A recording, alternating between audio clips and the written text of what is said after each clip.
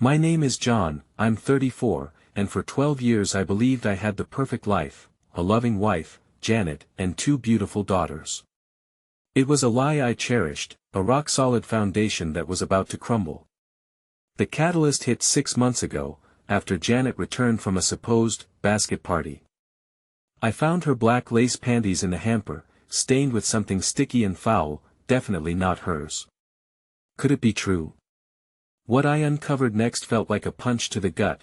Her phone was filled with calls to mysterious K initials, and a frantic dial to one of them led me to a voicemail, "You've reached Ken Sanders' desk." Within hours, my entire world shattered. Janet sat at our kitchen table the next morning, sipping coffee, oblivious. "You never miss work. Are you sick?" she asked, her innocent question a cruel echo of the deceit she unknowingly harbored. Before I tell you what happened next, if you enjoy stories about justice and family boundaries, take a second to like and subscribe, but only if you genuinely connect with this story. Where are you watching from right now? And what time is it there? Drop a comment and let me know. I had been married to Janet for 12 years.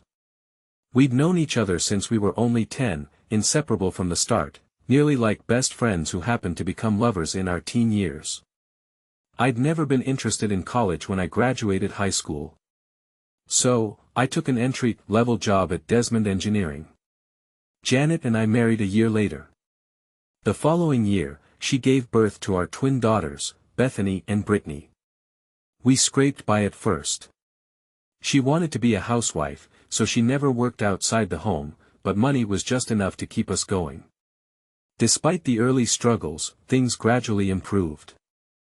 I became a higher-grade draftsman at Desmond, so my pay increased.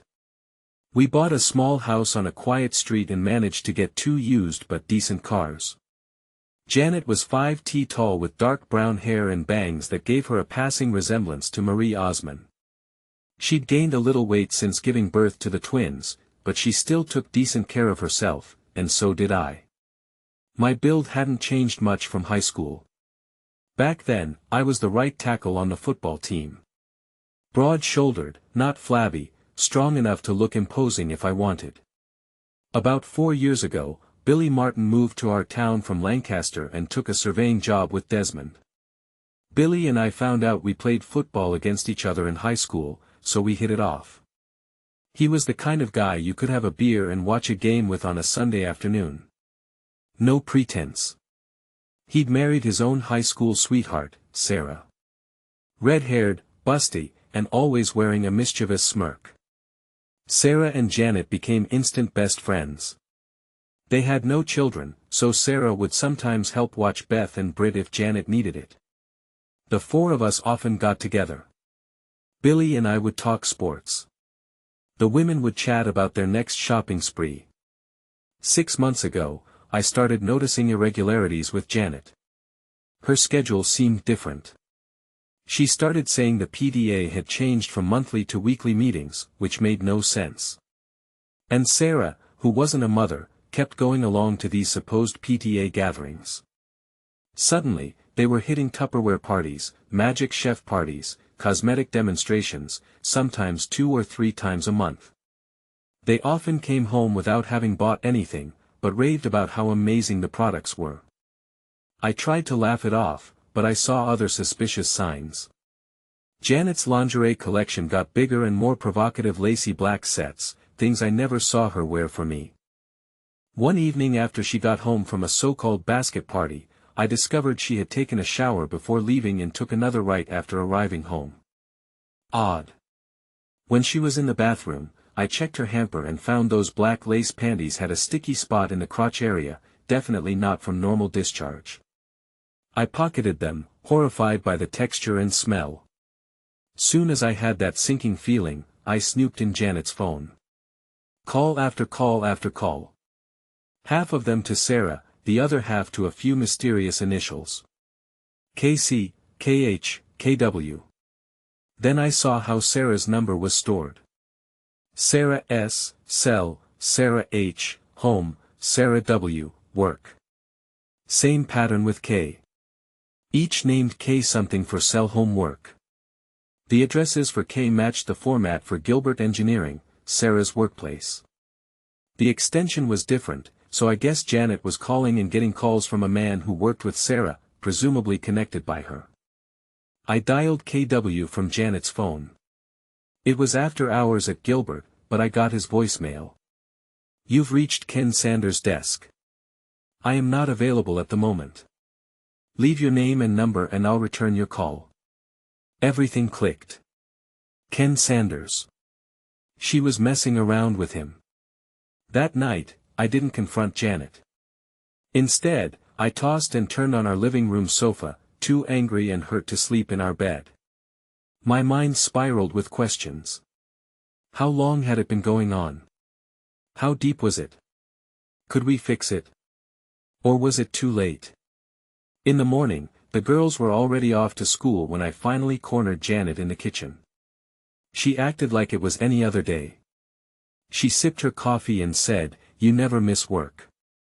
Are you sick?" I replied. "Not sick. Not going in. I need you to be straight with me, Janet. I know about Ken Sanders." She blinked, eyes wide. "Who, John?" "I have no idea." I felt my temper flare. "Stop lying." I tossed the panties onto the table. "Explain why they're filthy with another man's stuff." She went pale. "What are you even talking about? Tell me or I swear to God." I never finished my sentence. The silence was enough. She became defensive, still trying to deny it. She used old lines. "We've been married for 12 years. How could you accuse me like this?" Over and over, she stuck to her story that the PTA was real, that Sarah and she just had harmless drinks with some people. That I was inventing conspiracy theories. I erupted, slamming my coffee mug at the microwave. It cracked the display in a mighty crash, scattering shards. She froze with this look of sheer terror. I had never thrown anything in my life, never shown that side. But now she saw me, red-faced and shaking beyond anything she imagined. "Who the heck is Ken Sanders?" I hissed. She stepped back, trembling, tears blossoming in her eyes. "He's just a friend from Sarah's office, that's all." "Did you have intimacy with him?" She refused to look at me, so I roared, "Tell me, did you sleep with him?" She answered in a whisper, "Yes, please, John. Don't." The phone rang, cutting her off. She didn't move. The caller ID read, "Ken Work." My heart pounded. I tapped speakerphone. "Morning, sugar," came a man's bright, smug voice. "Just got to the office and saw your missed call on my work line. You forget something here, Janet, my sweet." Janet closed her eyes, horrified. She said nothing. I decided to speak. "Ken, buddy, you've got some nerves. She's not available. I'm her husband, but I'm sure you guessed that. I'm going to see you soon. Keep an ambulance on speed dial." Ken let out a confused grunt, but I hung up before he could respond. I shoved the phone in my jeans pocket and turned to face Janet. Her face was wet with tears. She folded her hands, trembling. "You need to leave," I said. "Pack up. My mom can stay with the girls for now. I don't care where you go. Just be gone. And I don't want to talk to you. No more lies." She pleaded. "What about the girls? They're at school. Please, John." I cut her off. "They'll understand. I owe them the truth. Or at least enough of it. You can figure out your living situation on your own. I'm done." She was breaking down, quietly, sobbing. Fury roiled in my chest. I slammed the back door so hard a pane of glass rattled. I got in my car, not sure where to go first. The only person I could think of was Billy, since we both suspected his wife Sarah might be part of all this. I called Billy. "Hey, I've got bad news." "What's going on, John?" Are the twins okay? Yeah, they're fine. It's about Janet. She's cheating on me. He was silent a few seconds. Wait, with who? A guy named Ken Sanders at your wife's workplace. And it's not just Janet. I think Sarah is cheating on you, too, with some guy named Calvin Bostic. Possibly some group arrangement with Ken also involved. I don't know the exact details, but Sarah's name is all over Janet's phone, hooking them up. Steady breathing. Tell me everything. I did. Billy sounded disbelieving at first, but by the end, he said quietly. Calvin was in our graduating class. He must be the same guy. Sarah never said anything about him. This is messed up. I'm going to talk to her. Thank you for letting me know.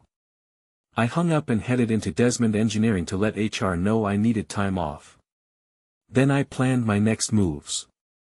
Cancel the joint credit card, lock the bank account, see a lawyer, all the practical steps. It amazed me how quickly I could pivot from heartbreak to cold organization. Janet's phone started buzzing in my pocket, showing Sarah's number. I pressed speaker. Janet came Sarah's anxious voice. What the heck happened? Billy just called me, said something about you. And are you there, Sarah? I said calmly. This is John. I'm sure you were expecting Janet. You'll want to warn your buddy Ken that I'm on my way. Oh, and tell your pal Calvin to watch out for Billy. He's on the warpath. A dead silence, then a frantic gasp. No, John, you don't understand. She hung up in panic. I felt no pity. Let them squirm. I closed our joint credit card. I changed the ATM pin. Then I swung by my mother's house, explained the situation, leaving out the worst. She agreed to stay with me tonight to be there for the twins when school got out. Next, I drove to Gilbert Engineering, hoping to find Ken. The drafting department staff talked excitedly about a man named Billy Martin who'd stormed the building earlier that morning. Turned out Billy had tried to corner Calvin in the parking lot, attacked him physically, and ended up tossed by security. Calvin was carted away in an ambulance. Billy was taken away in handcuffs. The rumor mill said Sarah had shown up at the hospital and run into Calvin's wife and kids, which triggered an enormous row. Meanwhile, Ken had apparently resigned from Gilbert that same morning. He was seen rushing out with half-packed boxes. I got Ken's home address from a helpful, chatty guy in drafting. Ken's house was a small ranch-style place with a white Lexus in the driveway. As I pulled up, he dashed inside, clearly panicked. The trunk was open, boxes half-stacked in the back seat. He was fleeing. I walked in after him. The door left ajar. Ken, I called. Too scared to say hello. No answer. The living room was in disarray. I spotted his wallet, passport, and a small pile of personal documents on the coffee table, plus a phone that might have been a personal or work cell. Without thinking too hard about legality, I snatched them as leverage. I left everything else untouched. I did flatten one tire on his Lexus, letting out the air to slow his escape. It felt petty, but I was beyond caring. For the next few hours, I drifted, stopping only for a Taco Bell lunch. Then I drove to the jail to see if Billy was all right. He was making arrangements for bail with his brother. Calvin was still in the hospital with a broken nose, bruised ribs, minor concussion. Billy's brother promised to handle the bail, so I headed back home. My mom was already there with the twins cooking dinner.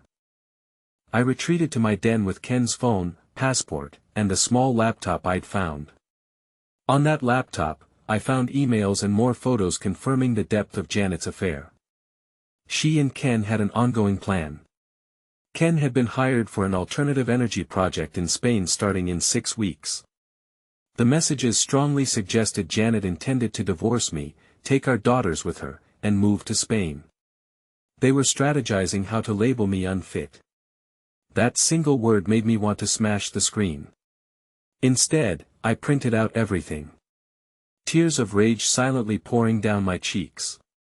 The twins wandered in, curious. They had their own suspicions, but needed clarity. Bethany confronted me first. Why did Mom leave? Is it true she's with another man? Brittany seconded. We heard rumors at school. Some kids even took pictures of her at a restaurant with a strange guy. But we said that couldn't be Mom. Guess we were wrong. I felt the twinge of shame that they'd known before me or at least suspected. I am sorry, girls. I don't have all the answers. But yes, she has been unfaithful. She might want to separate you from me. So, if anyone tries to talk you into something, you come talk to me first.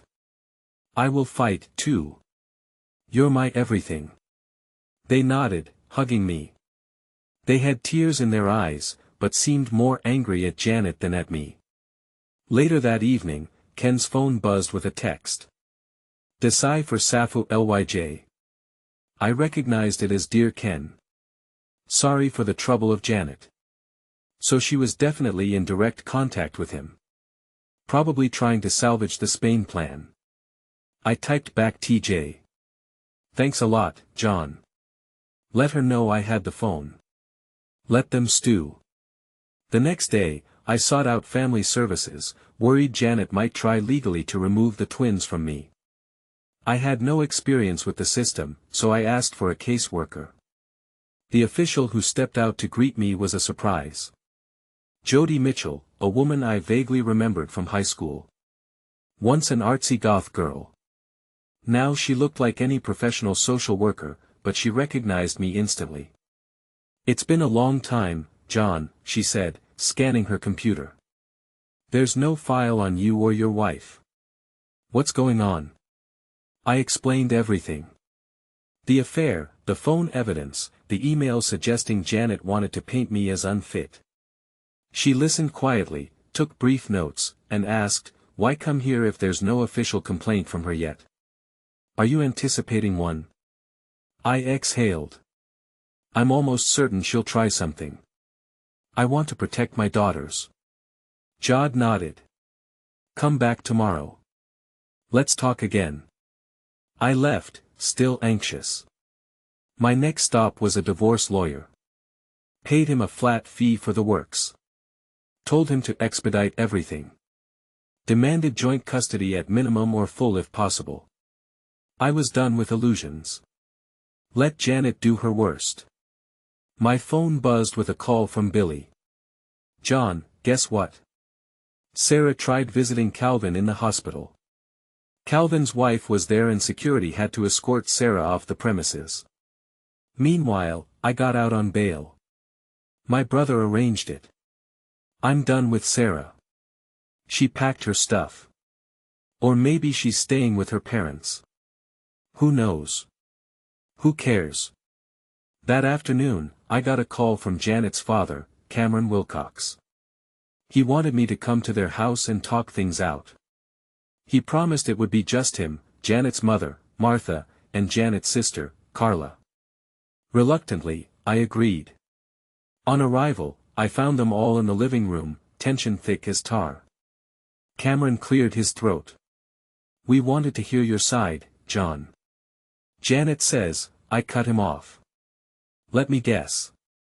She told you I forced a confession out of her, that none of it is real. Janet looked tear-stained, sitting with her head hung low. Carla perched on an armchair, arms crossed. Martha was silent, lips pressed tight. Cameron said, yes, she says you misunderstood. She suggests it was a harmless friendship. You got jealous and you threatened her. She wants you to let her come home. I gave a bitter laugh. Stop. I have photos. Actual proof. I opened my folder and handed them a Halfosen prints. Janet at the Olive Garden. Red Lobster hugging Ken cozy at some scenic overlook. I pointed out the date stamps. Is this a misunderstanding? Martha's eyes filled with shame. Janet, my God. Carla studied each, her jaw tight. Meanwhile, Janet sank deeper on the couch, tears slipping down her cheeks. I said quietly, "Your daughter's not telling the truth. She's not just having an affair. She's making plans to take my daughters overseas. Look at this email." I passed Cameron another sheet. "She and Ken are plotting to declare me unfit so they can take both girls to Spain." Cameron looked furious. "You, and where did you get this?" Ken left his laptop behind in a panic. "And I found a family passport application with their girls' photos so they'd be able to travel with their mother. I never consented to that. Think about it." Martha buried her face in her hands, weeping softly. Janet fled the room in hysterics. Cameron looked at me, voice shaking. "I'm so sorry. We didn't know." Glancing at Carla, I said, "I'm finished here. Thank you for hearing me out. I'm leaving." She called my name, but I didn't turn back. When I returned home, I found Billy in the office rearranging my fold-out bed. He was temporarily crashing, and it didn't bother me. My mother was busy in the kitchen. After dinner, I spoke to the twins about the situation more candidly. They were old enough to sense the crisis. They didn't cry, but wore expressions of betrayal and heartbreak. Then, they retreated to their room to do homework. The next morning, I revisited the family services office. Jodie Mitchell greeted me, said she had spoken to the twins briefly at school and that they seemed quite protective of me. She also said, "I'm filing an injunction. We'll restrict Janet from taking the girls out of state. She can see them, but she can't take them away unexpectedly." I exhaled relief. Despite everything, a small corner of me felt sad. This was our life once upon a time, but it was beyond repair. Over the next few days, I busied myself with legal paperwork. My mother ended up moving in permanently, taking the guest room, so we had 3 generations in one house. Billy worked on divorcing Sarah, who had apparently started living with her parents in a nearby region called Ephrata. Calvin was out of the hospital, rumored to be getting a divorce as well. Everything was unraveling fast. Meanwhile, Janet floated around. She spent a few days with Carla, then apparently wore out her welcome. Carla tried to broker a deal with me. She feels horrible. She says she regrets everything. She wants you to sign no contest divorce papers. She'll drop any efforts to relocate the twins. Please, John, if you could just give her the I understood immediately. The passports, right? She wants me to hand them over so she can run off to Spain without the twins, presumably. Carla nodded, swallowing. Yes, she wants her own passport. Just hers, not the girl's version. She says she'll give up custody, right? She trailed off. I gave Carla a cold glare. I don't trust either of you. Tell Janet I'm proceeding with my own divorce filing. I will not help her. Now, excuse me. I have laundry to do. And I walked out. That night, after the twins had gone to bed, I felt so spent. I sat on the porch with the beer, staring at the street light. My mother stepped out to quietly keep me company. Just as we were about to go in, a car pulled up. Jodie Mitchell emerged. She'd evidently taken a liking to my family, especially the twins. She said, "I served Janet earlier. She was furious, but that's done. I wanted to check on you." I shrugged. Just feeling numb. She sighed. "Divorces are never pretty. I have to say your daughters are coping well." "Thanks," I said. "I appreciate you coming by, sticking your neck out for us." She gave a small smile. Left shortly after. I noticed her lingering glance as she went, but I was too tired to read into anything. A restless week passed. Billy's divorce from Sarah was swift. Sarah never contested anything. She vanished from our story, presumably too ashamed to face him or deal with the fiasco involving Calvin. My own lawyer, finalizing the papers, asked, any word from Janet's side? None, I said. It's weird. I guess she's just waiting to sign. In the meantime, my father fell critically ill, so my mother had to split her time caring for him. The twins ended up spending weekends at my parents' place, weekdays with me. Time blurred. Jodie started popping by more often, sometimes under the guise of checking on the girls, sometimes with groceries or a bottle of wine. One quiet night after the twins had gone to watch a movie in their room, Jod and I sat in the living room. She touched my arm. "John, I know you're going through hell. I'm not stepping out of line, am I?" I, feeling the swirl of emotions, answered with a shaky voice. "You're not. I guess we're just seeing what happens, right?" She leaned in and confessed softly. "I care about you, about your girls, too. But I also have to maintain some professional boundaries." In the hush that followed, she kissed me. A gentle brush of lips that made me flush. The memory of Janet welled up. Her betrayal overshadowed by the comfort of contact with someone who might actually be honest. I didn't resist. We ended up softly entangled, mindful not to make noise that the twins could hear. Some hours later, as dawn neared, she slipped out. Both of us feeling guilty, uncertain, but also a bit relieved. The next day, the girls were all smiles, and they gave me these sly looks as if they knew exactly who had been over. They were too perceptive for their age. Around that time, Janet finally reappeared, or at least made contact, scheduling a meeting at the high school to see the twins. She tried to be affectionate, but the girls were cold. They told me later how she said, "I love you. I want to fix this." But they refused to go anywhere with her. They didn't trust her. She told them she was leaving for Spain soon, that she'd call them on birthdays and holidays, send postcards. They realized she was essentially walking away from them for good. It hurt them, but it also hardened them toward her. A couple days after we learned she'd left town, her parents visited me again, apologizing, wanting to remain in their granddaughters' lives. I said yes, of course. I wasn't cruel enough to deny that. Martha was tearful, Cameron stoic. They admitted they'd asked Janet to leave their home. They recognized she'd done too much harm. They practically disowned her. That left Carla, who was also furious with Janet. Shortly afterward, I finalized the divorce. Neither Janet nor her lawyer contested. I guess she just wanted to be free to chase Ken or whatever dream she had in Spain. I took the girls, no alimony, and no child support from her. I'd carry everything if it meant no more drama.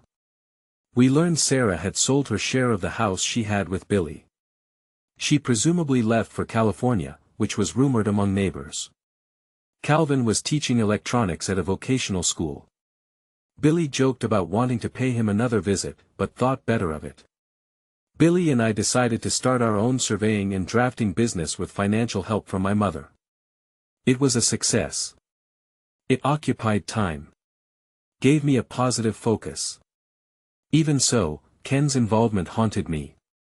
Some rumored he'd started working stateside, but no one knew exactly where.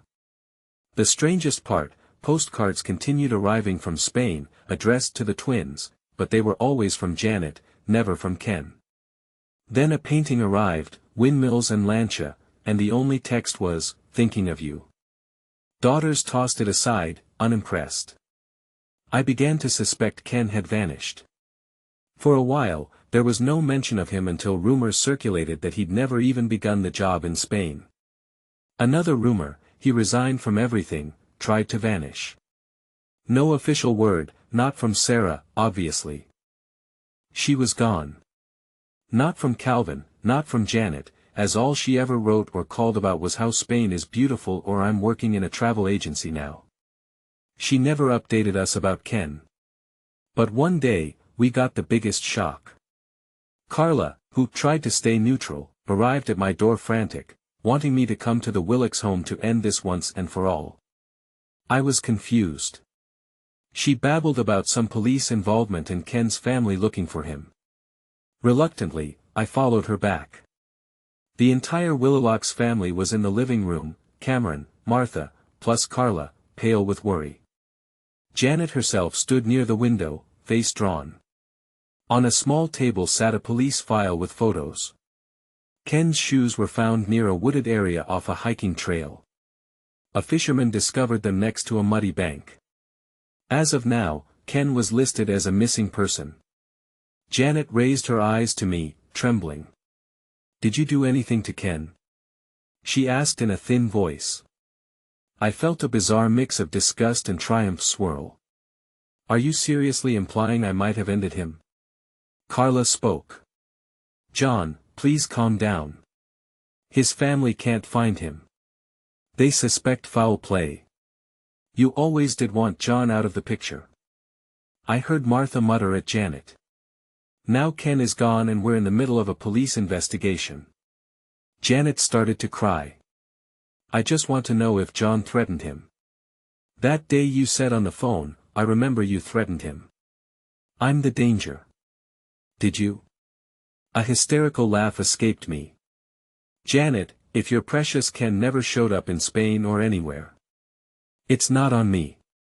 I only threatened him." "Yes. But do you really think I chased him into the woods for his shoes? Are you insane?"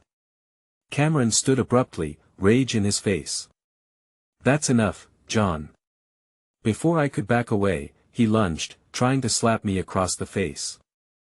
I caught his wrist and twisted him off balance, fist gripping his collar. My teeth clenched.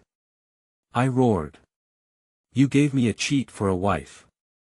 You made all her excuses. And now you are accusing me. You put your hands on me again, old man, and I'll show you exactly who you raised."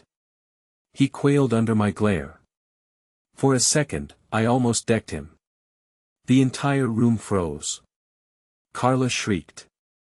"Stop, John. You'll hurt him." I let Cameron go, shoving him aside. He stumbled. I loomed over him, fury pulsing in my chest.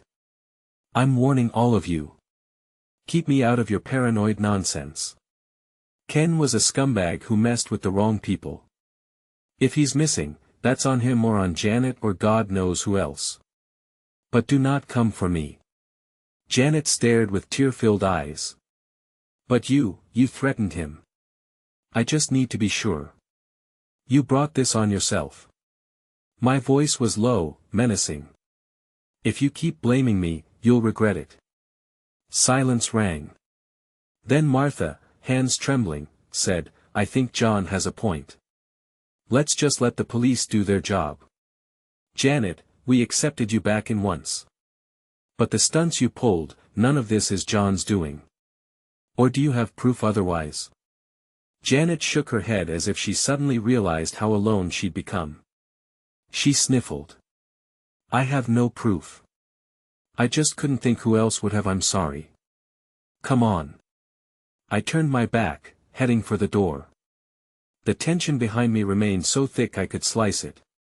Carla opened the door for me, tears glistening on her cheeks. She whispered, "We shouldn't have asked you over." "I'm sorry. The police are searching for him anyway." I paused on the threshold. "Here's your final answer. I don't know where Ken is. I don't care. As for you, Janet, stay away from me. If the girls want to see you, they'll let me know now. I'm done." Then I left. Fury still coursing through my veins. Epilogue. Ken Sanders never re-emerged. The county sheriff's office continued investigating, but all they found were his shoes near that wooded trail. No witnesses, no body, nothing. Some speculation arose that he might have faked his own disappearance to escape debts or start a new life. Others suspected he ran into the wrong person from his past or was taken down by a new enemy. A murmur or two pinned it on me, but it never stuck. Janet, haunted by Ken's vanishing, relocated and was never the same. She lived briefly with her sister, then hopped between Spain and the States for work in a travel agency. The postcards she sent to our daughter spoke only of scenic vistas, never giving a clue about Ken.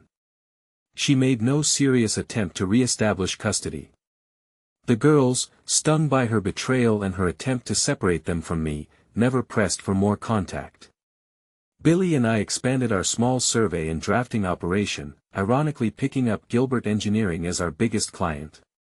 Even so, I never looked back in regret. The twins kept growing, thriving in school. They forgave me for my rage. Or maybe they just understood it. They recognized I'd been driven to it by betrayal and heartbreak. Sarah vanished, too. Rumored to have remarried in California. Calvin taught electronics at a vocational school in a small town. We heard Billy's single punch had broken Calvin's nose and ended his marriage. Whatever illusions Sarah once had about building a life with the man were shattered. I continued seeing Jodie Mitchell, who helped me dismantle walls of anger and guilt. She never pressured me. Gradually, we moved in together and eventually married quietly in a small ceremony across the state line. My twin girls considered her a mother figure, trying to teach her how to cook like grandma with limited success. In the process, we formed a strange but stable household. Now, more than a year since Ken disappeared, investigators remain stumped. All roads lead nowhere except for those battered shoes found in the mud. Rumor or not, some still whisper I had something to do with it. I let them whisper. Anyone who truly knows me and my daughters understands I'd never risk leaving them fatherless by sinking myself into a murder charge, no matter how furious or vengeful I might have been.